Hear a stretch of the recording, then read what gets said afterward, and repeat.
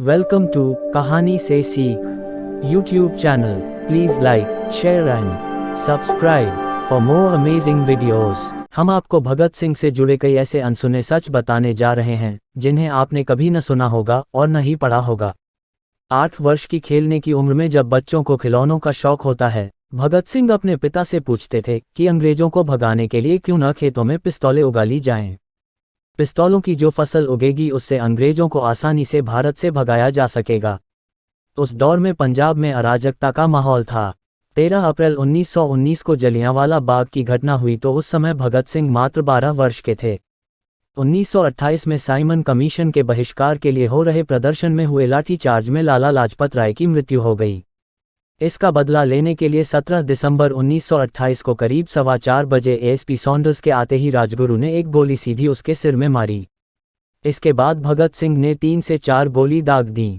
ये दोनों जैसे ही भाग रहे थे कि एक सिपाही चनन सिंह ने इनका पीछा करना शुरू कर दिया।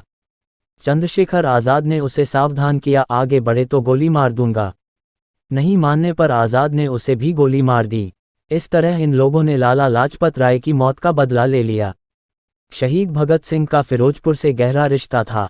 यहाँ एक ठिकाना क्रांतिकारी डॉक्टर गया प्रसाद ने किराए पर ले रखा था। इसके नीचे केमिस्ट की दुकान थी और ऊपर क्रांतिकारियों का ठिकाना। यहाँ भगत सिंह, सुखदेव, चंद्रशेखर आज़ाद के अलावा अन्य क्रांतिकारियों का भी आना जाना था। यह ठिकाना पार्टी की ज़रूरतों को ध्यान में रखकर बनाया गया था। क्रांतिकारी पंजाब से दिल्ली, कानपुर, लखनऊ और आगरा आने जाने के लिए फिरोजपुर में बने इस ठिकाने पर आकर अपनी पहचान बदलते थे, फिर ट्रेनों में यात्रा करते थे। क्रांतिकारियों का गुप्त ठिकाना 10 अगस्त 1928 से लेकर 4 फरवरी 1929 तक रहा। लाहौर में 17 दिसंबर 1928 को सहायक सुपरिंटेंडेंट ऑफ पुलिस सॉन्डर्स व हेड कांस्टेबल चानन सिंह की हत्या कर दी थी, जिसमें भगत सिंह, राजगुरु और चंद्रशेखर आज़ाद समेत कई क्रांतिकारी शामिल थे। पहले जेल में ही भगत सिंह ने धर्म और ईश्वर के अस्तित्व को लेकर लंबा लेख लिखा। लेख लिखने की वजह भगत सिंह के साथ सेंट्रल जेल में ही बंद बाबा रणधीर सिंह थे, जो 1930 से लेकर 1931 तक भगत सिंह के साथ रहे। वे धार्मिक थे, धर्म और ईश्वर को लेकर भगत सिंह से लंबी चर्चा करते रहे। उन्होंने भगत सिंह को ईश्वर में विश्वास दिलाने की भरपूर कोशिश की, लेकिन वे उन्हें समझा नहीं सके।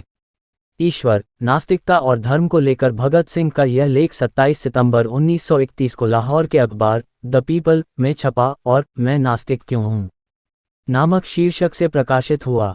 16 साल की उम्र में ही उनकी शादी तय करने की कोशिश हुई थी।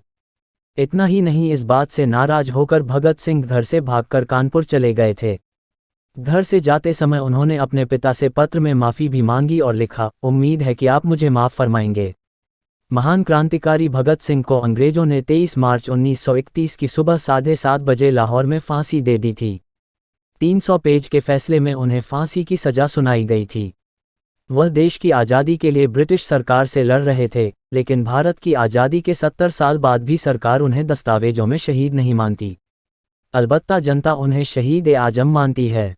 अप्रैल 2013 में केंद्रीय गृह मंत्रालय में भगत सिंह, सुखदेव और राजगुरु को लेकर एक आरटीआई डाली गई, जिसमें पूछा कि भगत सिंह, सुखदेव एवं राजगुरु को शहीद का दर्जा कब दिया गया, यदि नहीं तो उस पर क्या काम चल रहा है। इस पर 9 मई को गृह मंत्रालय का हैरान करने वाला जवाब आया। इसमें कहा गया कि इस संबंध में कोई सूचना उपलब्ध नहीं है। तब से शहीद ए आजम के वंशज प्रपौत्र यादवेंद्र सिंह संधू सरकार के खिलाफ आंदोलन चला रहे हैं। इस तरह भगत सिंह ने देश के लिए अपने प्राण न्यौछावर कर दिए। धन्यवाद।